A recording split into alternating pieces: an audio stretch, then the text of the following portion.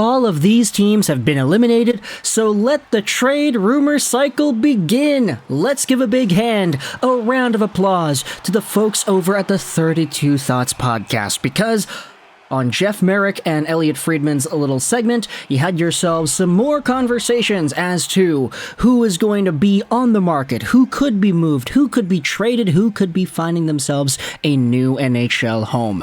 And because the Toronto Maple Leafs have been one of the more important stories in the hockey world, you have yourselves some conversations going around about players on that team that might find themselves as subjects of interest for other organizations.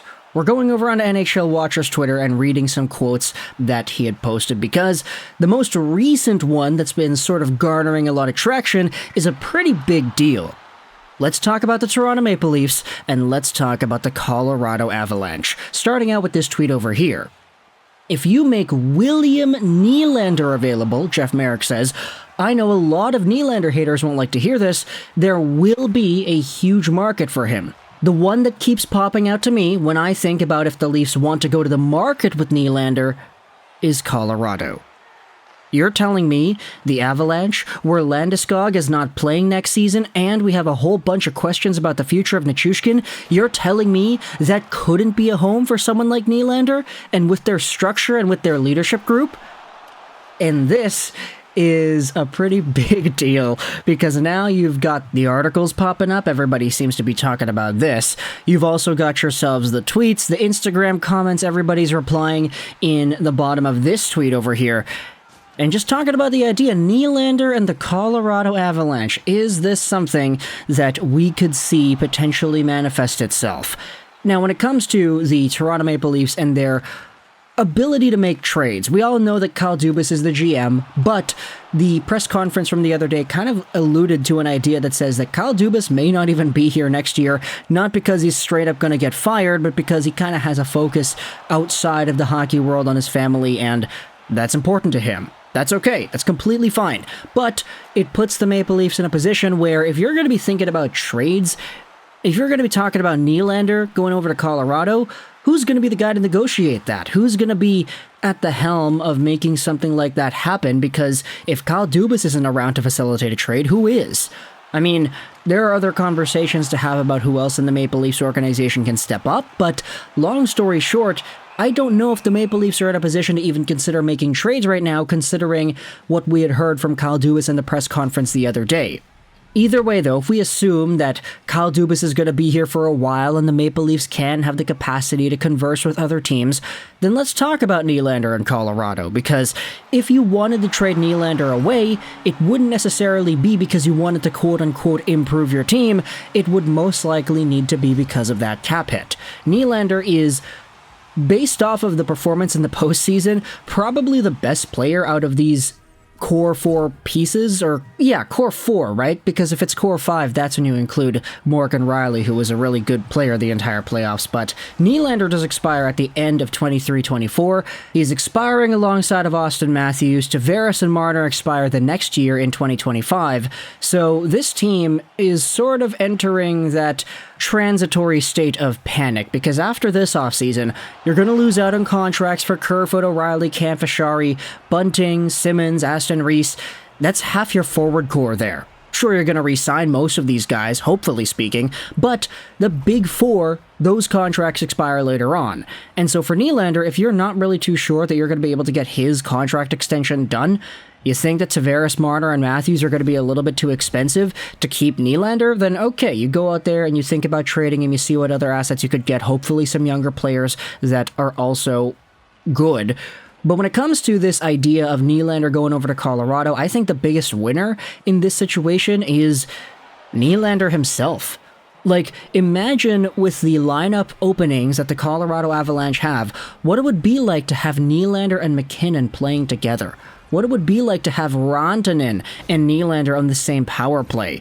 Nylander has really rounded out his game over the years to becoming just a very good dual threat offensive caliber guy that all of a sudden, if he was able to get 87 points in 82 games with the Maple Leafs, I'm kind of interested in seeing what he'd be able to do with a Colorado Avalanche squad that doesn't necessarily have, like, better players, quote-unquote.